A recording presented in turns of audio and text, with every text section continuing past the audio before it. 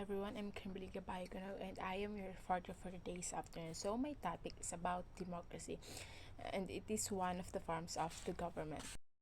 This meeting talk we tackled about the monarchy and aristocracy. So monarchy is a system of government where the supreme authority is the king and queen, and aristocracy is the which are people ruled by the small or privileged class people that's called the aristocrats.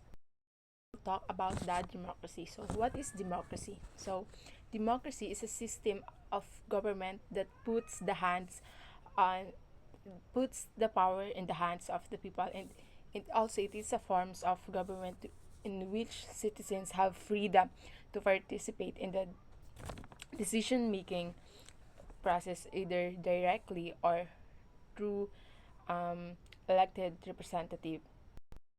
In democracy, there are two main forms of democracy, which is the direct democracy and the representative democracy. So when we say direct democracy, it's a form of government where citizens make decisions directly, either by voting on laws or participating in deliberative forums.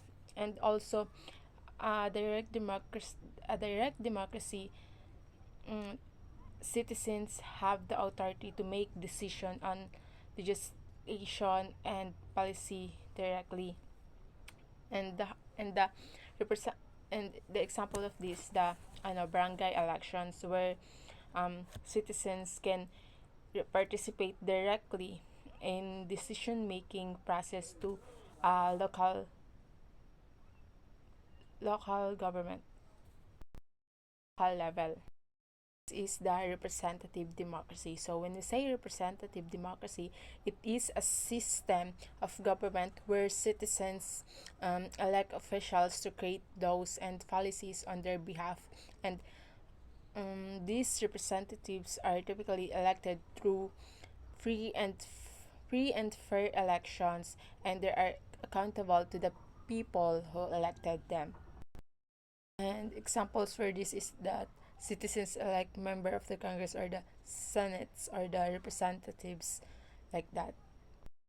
Question is, what is the main difference between direct democracy and representative democracy? So I think the main difference between direct democracy and representative democracy is the the levels of citizens' participations in the decision making process, because in the direct democracies, citizens have the direct authority to deliberate and decides on legislation, where in a representative democracy, citizens elect officials to make decisions on their behalf.